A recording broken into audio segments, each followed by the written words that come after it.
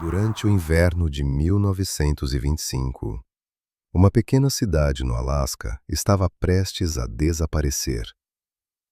O frio era brutal.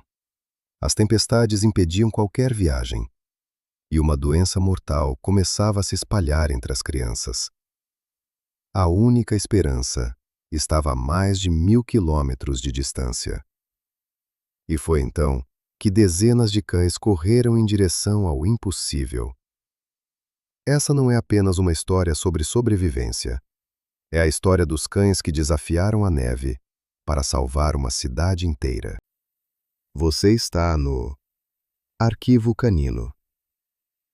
Histórias reais. Legados inesquecíveis. Muito antes de se tornarem populares em filmes e redes sociais, os huskies siberianos já enfrentavam algumas das condições mais extremas do planeta. A raça surgiu no nordeste da Sibéria, onde temperaturas congelantes faziam parte da vida diária.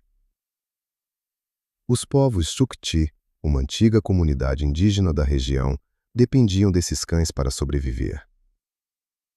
Os huskies puxavam trenós por quilômetros, transportavam comida, ajudavam na caça e permaneciam ao lado de seus donos, mesmo nas noites mais frias. Eles precisavam ser rápidos, resistentes e capazes de continuar quando qualquer outro animal desistiria. O que muita gente não sabe é que o corpo do husky foi moldado pela seleção ao longo de milênios. Seu pelo possui duas camadas. A interna, densa e macia, funciona como isolamento térmico. A externa, mais longa, repele a umidade e o gelo. Essa combinação permite que eles sobrevivam a temperaturas de 60 graus negativos. E suas patas são uma engenharia à parte. Os dedos se abrem ao pisar na neve, distribuindo o peso como sapatos de nevascas. Mas talvez o traço mais fascinante do husky seja seu metabolismo.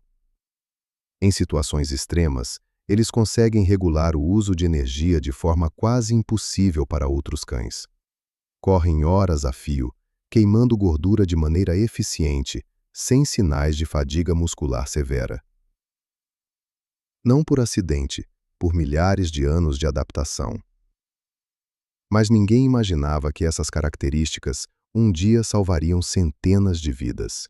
No início do século XX, o Alasca vivia o auge da corrida do ouro. Pequenas cidades surgiam em regiões isoladas, cercadas por neve e gelo durante boa parte do ano. Uma dessas cidades era Nome, um lugar distante, frio e praticamente isolado do resto do mundo durante o inverno. Nome havia crescido rapidamente com a febre do ouro. Em seu auge, chegou a ter mais de 20.000 habitantes. Mas no inverno, a cidade se tornava uma ilha de gelo. Sem estradas, sem ferrovias que chegassem até lá. Apenas um porto, que ficava bloqueado pelo gelo por meses. Em janeiro de 1925, algo começou a preocupar os médicos da cidade. Algumas crianças apresentavam sintomas graves: febre alta, dificuldade para respirar, fraqueza extrema.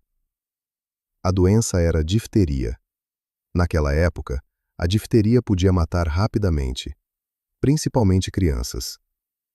E o pior, a cidade não tinha antídotos suficientes. Sem o medicamento, muitas pessoas morreriam. O médico responsável, Curtis Welch, enviou um telegrama desesperado para autoridades em outras cidades.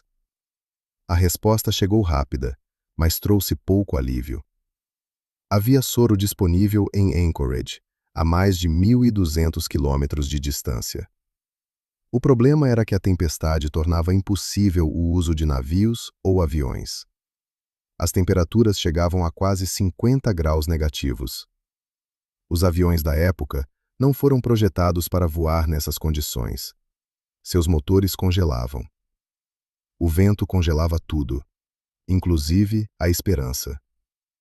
Foi então que surgiu uma decisão desesperada. O soro seria transportado por trenós. Uma corrida contra o tempo começaria. Mais de 1000 quilômetros, no meio da neve, durante tempestades violentas. E os únicos capazes de fazer isso eram os Huskies. 20 equipes foram organizadas ao longo do trajeto. Cada grupo percorreria parte do caminho, passando o soro adiante, como uma corrida de revezamento. O soro estava embalado em caixas de vidro, frágil, sensível ao frio extremo.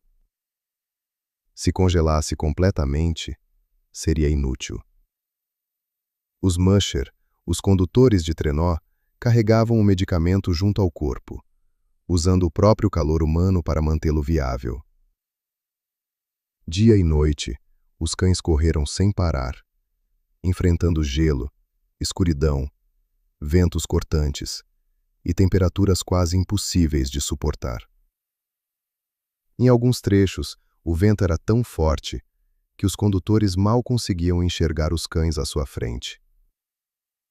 Muitos homens acreditavam que a missão falharia, mas os cães continuavam. Sempre continuavam. Entre todos eles, um nome se tornaria lendário: Balto. Guiando sua equipe durante a parte final da jornada, Balto enfrentou uma das etapas mais perigosas de toda a missão. A visibilidade era quase zero. O vento escondia o caminho, e qualquer erro poderia significar a morte. Balto era um cão de aparência comum. Não era o mais rápido da equipe, nem o mais imponente, mas possuía algo que os mais experientes reconheciam imediatamente: um instinto excepcional de orientação. Em dado momento da jornada, a equipe chegou à beira de um rio congelado. O caminho óbvio era atravessá-lo. Mas Balto recusou. O condutor Gunnar Kazen insistiu, e Balto voltou atrás. Horas depois, ficou claro que o gelo estava fraco naquele ponto. Uma travessia teria sido fatal. Mesmo assim, ele continuou avançando. Passo após passo, quilômetro após quilômetro, até finalmente chegar à cidade de Nome. O soro havia chegado, e centenas de vidas foram salvas. A notícia rapidamente se espalhou pelos Estados Unidos. Os cães se tornaram heróis nacionais. Balto ganhou uma estátua no Central Park, em Nova York. Uma estátua que existe até hoje. Mas muitos acreditam que outro husky, chamado Togo, foi o verdadeiro herói da missão. Togo era o cão líder de Leonard Seppala, considerado o melhor musher do Alasca naquela época. Enquanto Balto liderou a parte final, Togo percorreu a etapa mais longa e perigosa de toda a corrida. Mais de 400 quilômetros em condições extremas.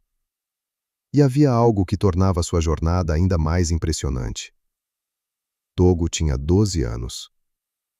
Para um cão de trenó, essa é uma idade avançada. A maioria dos cães se aposenta muito antes disso. Mas Seppala recusou deixá-lo para trás. E Togo recusou parar. Exausto, ferido, mas ainda avançando. Hoje, muitos consideram Togo o verdadeiro símbolo da missão. E talvez isso torne essa história ainda mais humana. Porque nem sempre os maiores heróis são os mais famosos. O husky siberiano continuou conquistando admiradores ao redor do mundo. Conhecido por seus olhos marcantes, sua resistência e sua energia quase inesgotável. Mas por trás da aparência bonita, existe uma raça moldada para sobreviver. Uma raça que aprendeu a continuar, mesmo diante do impossível. O que pouca gente sabe é que os huskies carregam consigo uma herança cultural única. Para os Chukchi, esses cães não eram apenas animais de trabalho, faziam parte da família. Dormiam dentro das tendas nas noites mais frias, aqueciam as crianças com seu corpo e eram tratados com um respeito profundo. Existe um dito Chukchi antigo que diz que um cachorro que não é tratado com amor não pode correr com o coração. E talvez seja por isso que o husky de hoje ainda exige tanto de quem o adota. Eles não foram criados para ficarem presos em apartamentos. Foram criados para correr, para trabalhar, para estar ao lado de alguém. Ignorar isso é ignorar quem eles realmente são. E talvez seja por isso que a história daqueles cães ainda emociona tantas pessoas. Porque em meio ao frio extremo, ao medo e ao desespero, foram eles que carregaram a esperança. A corrida do Soro de Nome passou a ser celebrada todos os anos. No Alasca, existe até hoje uma corrida chamada Iditarod, que percorre parte do mesmo trajeto, em homenagem a esses cães e a todos que correram com eles. Se essa história te marcou, existem muitas outras que quase ninguém conhece. Se inscreva no Arquivo Canino, porque por trás de cada raça existe uma história, esperando para ser descoberta.